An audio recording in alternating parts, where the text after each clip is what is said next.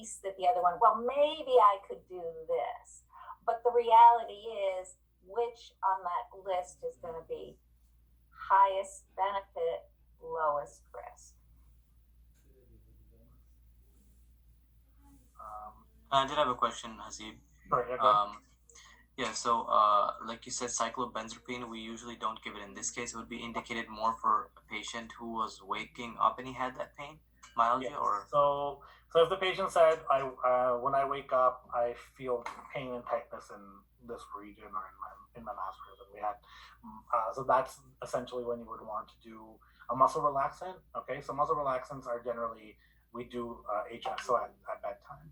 So that's essentially when you'd want to do or consider, sorry, a muscle relaxant is if they were waking up with that pain and tightness. I want to add to that, Hasib, that you want to start as well, as Dr. Cross said, with the least invasive, least number of risk, right? So, even though we may use a muscle relaxant, you want to first start with your initial therapy and be sure that is not being enough for the patient. Then you would consider the muscle relaxant. It's not a first line to put the medication, the patients in this medication, because they will have a risk, right, associated with it. Yeah. Plus, remember, it's an adjunct. It's not a medication specifically for pain management.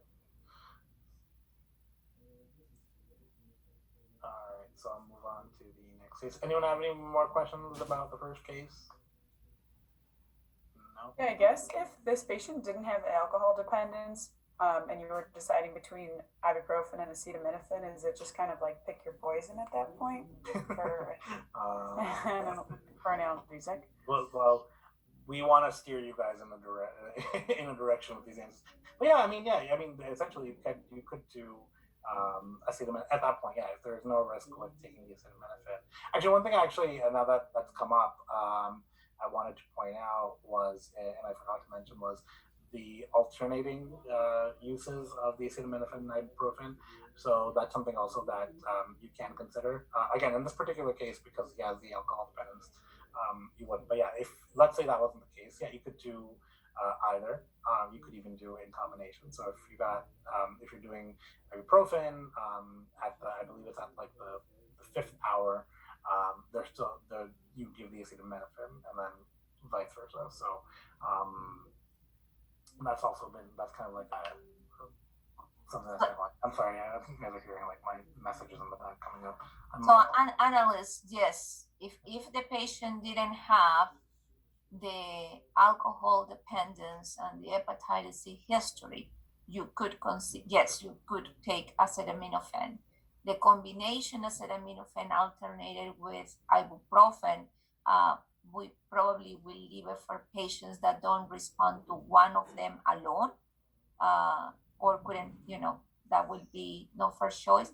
And notice that now it has been FDA approved. Now we have one already combination of acetaminophen with ibuprofen in the market over the counter. So, keep your eyes open when you ask your patients what are they taking and how are they taking it. As I need it 8 times a day is not a good answer. Yeah. I wanted to ask Dr. Would you do one over the other, or at that point would it not? I mean, in terms of, would you prefer doing acetaminophen over the ibuprofen? It's not a preference. I will ask the patient, right? When you have pain, which one? And some patients will tell you, putting aside the medical history, will say, I prefer to take just my acetaminophen that takes care of my pain. So why you want to change it? But the alternate combination is widely used in the ERs instead of opioids because it's quite effective. All right, so we have JD complains of sharp continuous pain with moderate intensity. Her medical history is significant for her asthma, myocardial infarction, and osteoporosis. She is allergic to self-medications based on the DC-TMB diagnosis. We have arthralgia. In addition to your home care plan, you described a prescribed medication to help promote rehabilitation. In this case, what would you consider? So we have acetaminophen, ibuprofen, celecoxib, and the Medrol dose pack.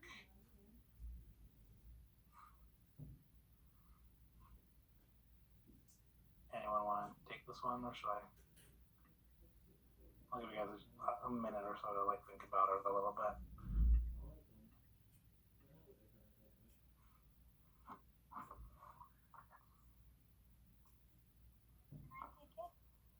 Yeah, sure, please. Maybe is it the first one, acetaminophen? Acetaminophen, yeah, acetaminophen would work in this situation. Why wouldn't you do ibuprofen? Because of asthma, Good. Or celecoxib? sulfur allergy. Yes, good. And MI. So MI, you don't want to give celecoxib in MI. Medrol dose pack. Yes, same asthma. Yes. Same. Good. Yeah. Yeah. So you don't want to give steroids to someone that's asthmatic. They might already be taking steroids for that via the puffer. Dr. Gonzalez or Dr. Crowe, did you want to add anything? Yeah. So steroids long term can affect the osteoporosis, can worsen the osteoporosis. Short term, it probably isn't a big issue, but again, if you're doing that weight of what's riskier, what's not riskier, and remember that both the Celebrex and the ibuprofen, because of the MI history, would not be your first line drug of choice. Okay, moving on. So we have patient has dull pain, which is intermittent in nature and with an intensity of 6 out of 10 on a scale of 0 to 10, where 0 is no pain and 10 is the worst possible pain. Her medical history is significant for gastric ulcers, hypercholesteremia, no allergies to any medications. Based on the DCTMB diagnosis of myalgia was given. In addition to home care, you decide to prescribe medication to help promote control and engage in physical therapy. So which medication do you think would help this particular patient?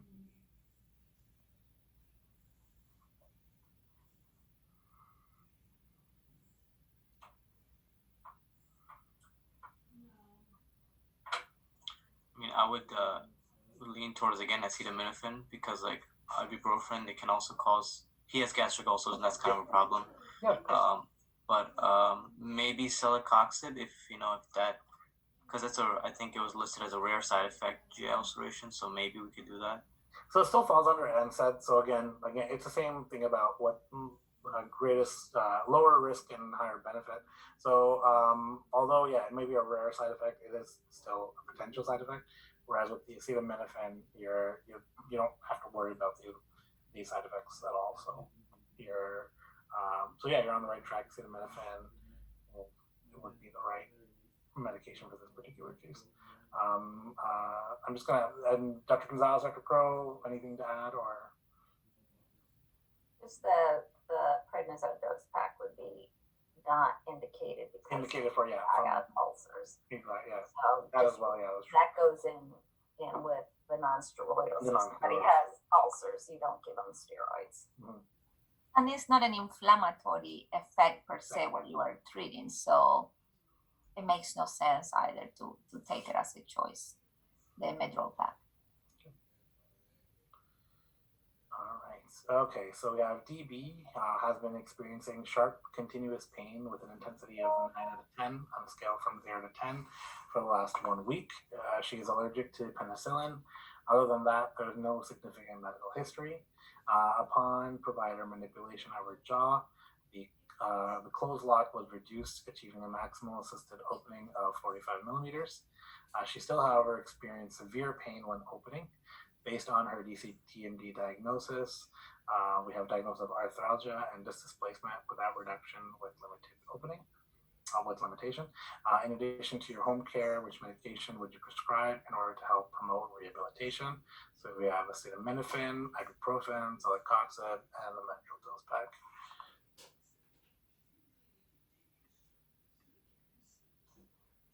Anyone want to take this one?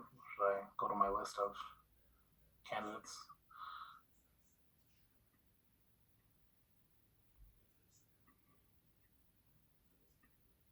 let's give you guys a second to kind of process. It's a bigger case to read.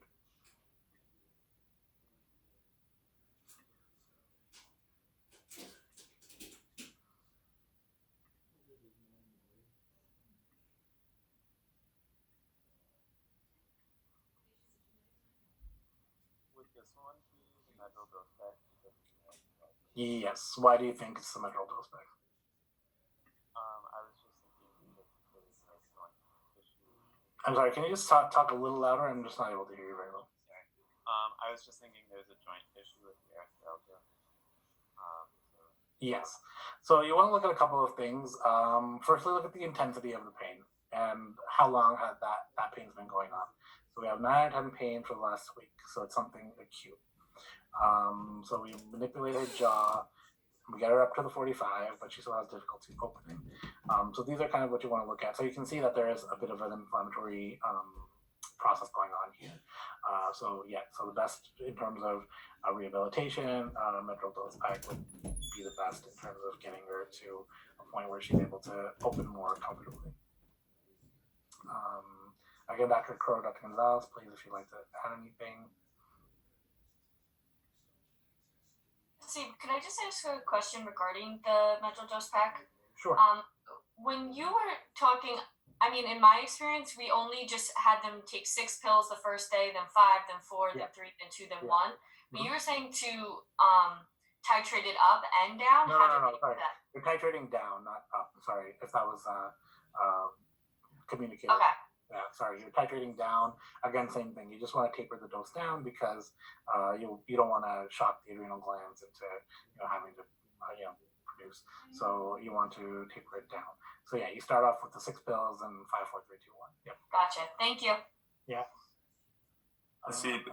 In this situation, why are we kind of overstepping the ibuprofen acetaminophen as like a primary response?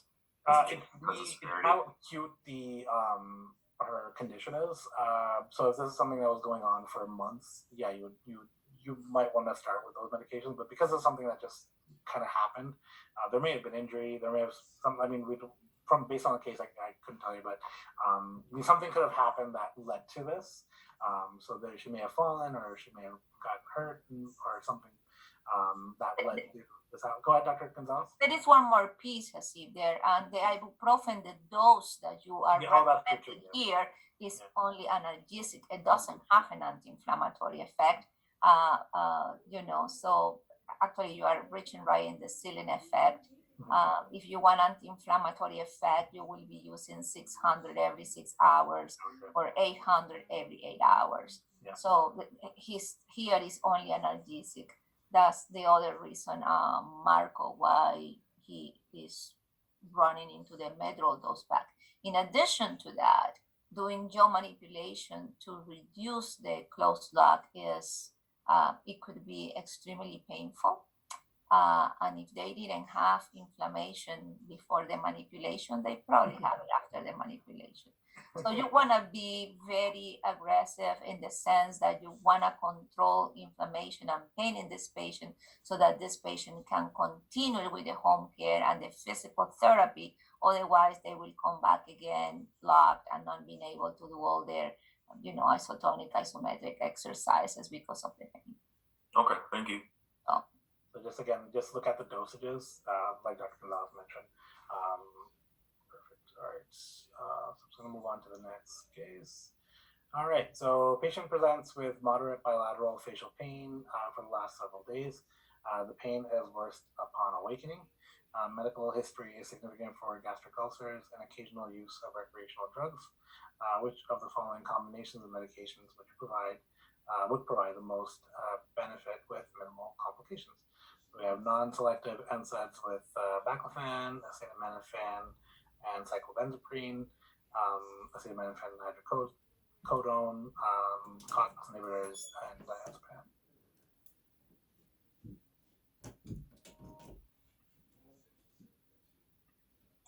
Hi, try Steve. Yeah, go for it. I was thinking the second option, like acetaminophen, Yeah.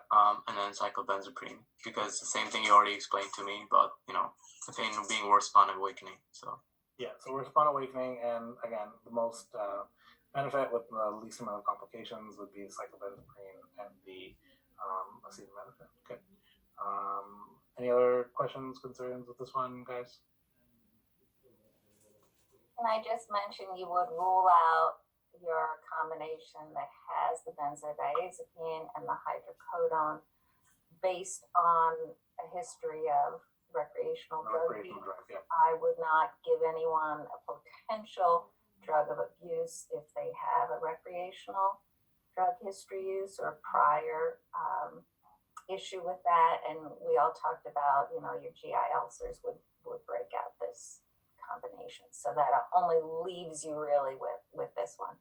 And I have never heard of anyone getting any sort of euphoria or high over cyclobenzaprine. So I don't think it's ever been considered a drug of abuse. Perfect. All right. I think that might be the last one, actually. And we rule out the opioid because we don't use it for chronic Yeah, panic, that's true too. Yeah. right? We said that. You said that. Yeah, I said that. Yeah. All right. So SH returns to clinic after several months. She has been having a moderate to severe pain for the last 7 years. I just wanted to add, all my patients are females because TMD, artificial pain, occurs more in females than males. So I don't want people to be like, oh, why are all the cases females? There's a reason behind that. The home care program helps a little, but she is still in significant pain.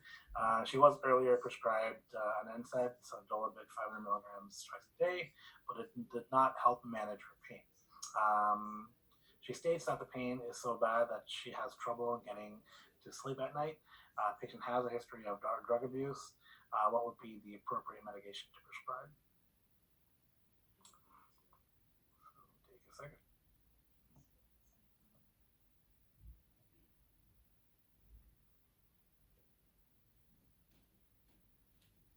I'm gonna give this one to Jake.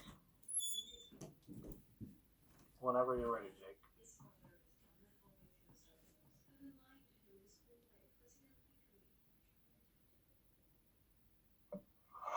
Can you hear me? Yep. Okay.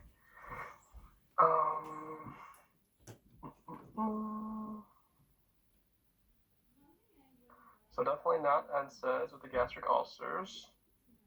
And they use recreational drugs, so we don't want to use the hydrocodone. So I would go for the. Oh, sorry, I'm on the wrong. So next one.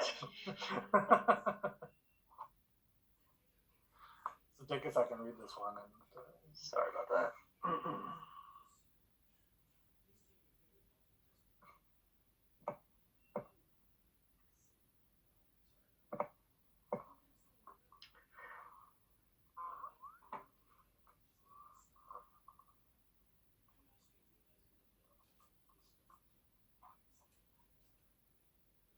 Okay, so again, drug abuse, so not the opioids. The NSAID did not help.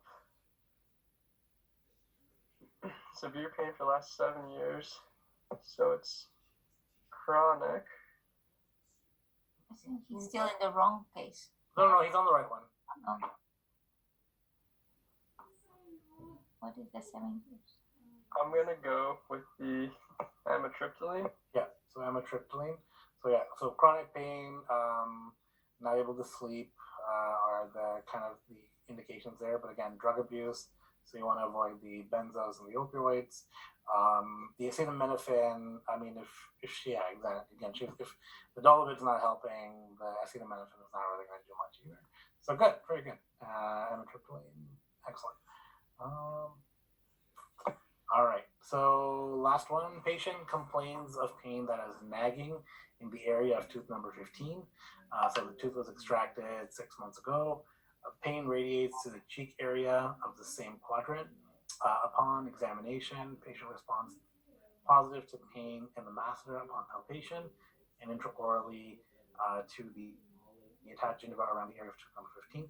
Which of the following medications can be used as a diagnostic aid to determine the source of the pain?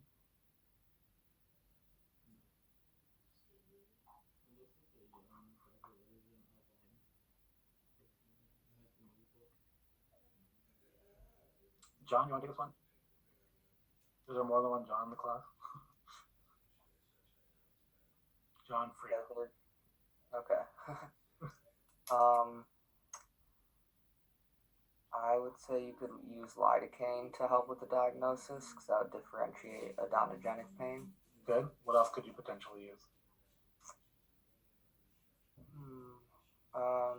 The capsaicin. Yeah, good. So lidocaine, capsaicin, as I mentioned in my previous slides, could be used as diagnostic aids. So those are both correct. Acetaminophen, I mean, you're not going to give a patient acetaminophen and wait 3 hours to see if it helps, and neither are you going to do amitriptyline. So yeah, so in terms of diagnostic aids, lidocaine and capsaicin can really help you determine where the pain is coming from. All right, perfect. Thank you for paying attention and for listening. I hope you guys learned a lot today. Does anyone have any questions?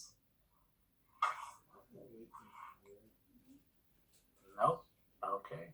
Dr. Gonzalez, Dr. Crow, would you like to add anything? No. I just want to say thank you, Hasib. Okay, thank you, Dr. Crow, Dr. Gonzalez. Yeah, thank you for the opportunity. I had a good time. I hope you guys learned something. And if you have any questions, speak now or ask Dr. Gonzalez. So I can take them now, but if this is afterwards, then it goes to Dr. Gonzalez. Thank you, Hasib. Right. Yeah, thank you very much. Thank you, everybody. Yeah, thank you. Thank you, Dr. Crow.